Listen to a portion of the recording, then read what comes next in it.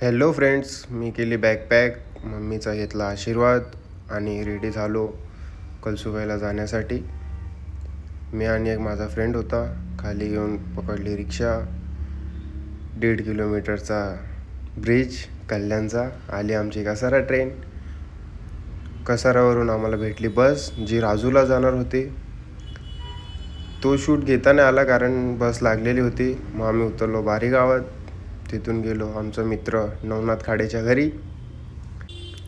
नवनाथला कसं तरी रेडी करून आम्ही निघालो भंडारदरासाठी, जे सनसेटसाठी बेस्ट जागा आहे. आणि 120 वर्ष जुना अंग्रेजांचा एक गार्डन होता. तिथं अलाउ तर नव्हतं जाणं, पण आम्ही तरी गेलो, व्ह्यू बघितले तिथले. इकडे एक वेगळी शांती आहे. आम्ही 2 तास फक्त एका जागेवर बसून होतो आणि ते व्ह्यू एन्जॉय करत होतो.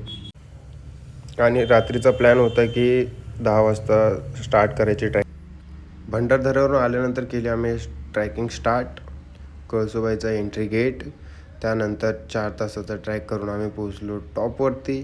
सगळ्याचं व्ह्यू बघण्यासाठी सगळे रेडी होते.